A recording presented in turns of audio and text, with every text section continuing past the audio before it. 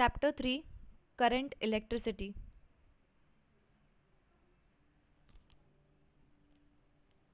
What are free electrons?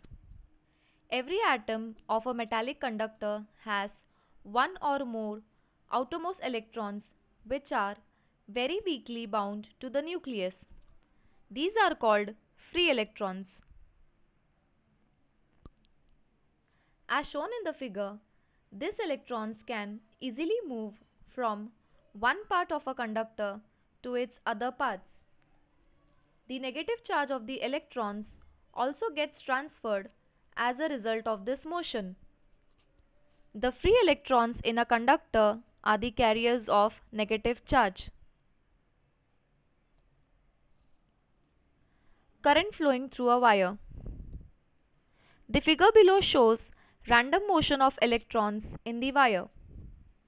As shown in the figure, if a conducting wire is not connected to a cell, its free electrons move randomly in all directions in the space between the atoms. When we connect the ends of the wire to the two terminals of a cell, electric force acts on the electrons. Being negatively charged, they start moving from the negative, that is lower potential, to the positive, that is higher potential terminal of the cell as shown in the figure. Due to the flow of these electrons, current starts to flow through the wire. This motion of electrons is irregular, but there is a definite non-zero value to their average velocity.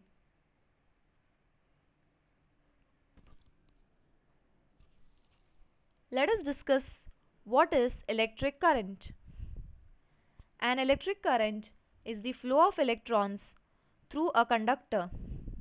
Quantitatively, current, which is denoted by capital I, is defined as the charge passing through a conductor in unit time.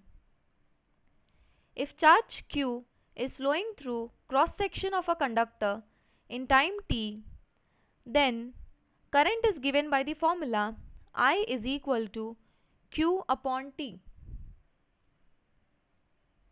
The unit of charge in SI units is coulomb, which is denoted with capital C, and here current is expressed in ampere, denoted by capital A. Here we should remember that the charge of one electron is 1.6 into 10 raised to minus 19 coulomb.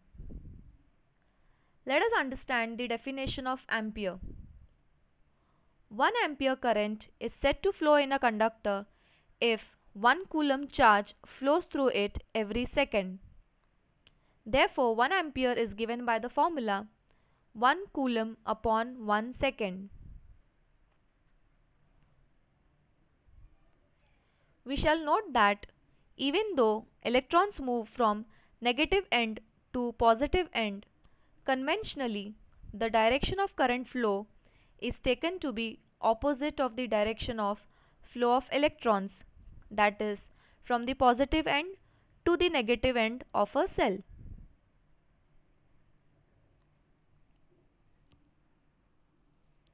Do you know?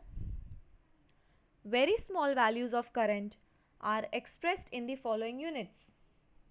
First, 1 milliampere is equal to 10 raised to minus 3 ampere, and 1 microampere is equal to 10 raised to minus 6 ampere. The French mathematician and scientist Ampere conducted a number of experiments on electricity. Today, we can measure the current flowing in a conductor only because of his extraordinary work. The unit of current is called ampere in recognition of his great work.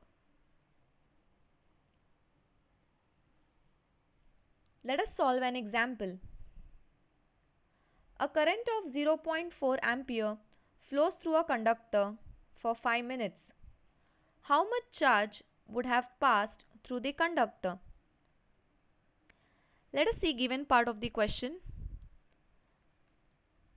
Current, that is I, is equal to 0.4 ampere and time is equal to 5 minutes. Firstly, we have to convert minutes into second.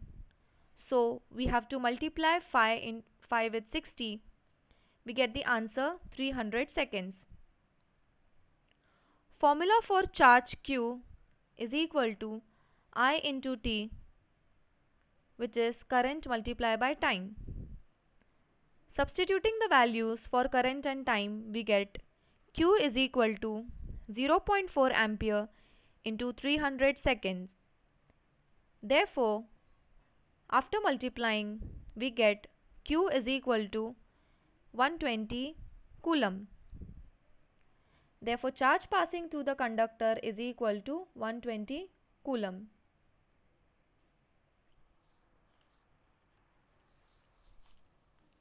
Ohm's law. The relationship between the current flowing through a wire and the potential difference across its ends can be obtained from the law that was given by the German scientist Georg Simon Ohm. It states that if the physical state of a conductor remains constant, the current flowing through it is directly proportional to the potential difference between its two ends. Here, physical state of a conductor means its length, area of cross section, temperature, and the material it is made up of. Therefore, according to the law, I is proportional to V. Removing proportionality sign, we get I is equal to K into V, where K is constant of proportionality. Taking K from right hand side to left hand side, we get I multiply by 1 upon K is equal to V, where 1 upon K is equal to R, which is resistance of the conductor.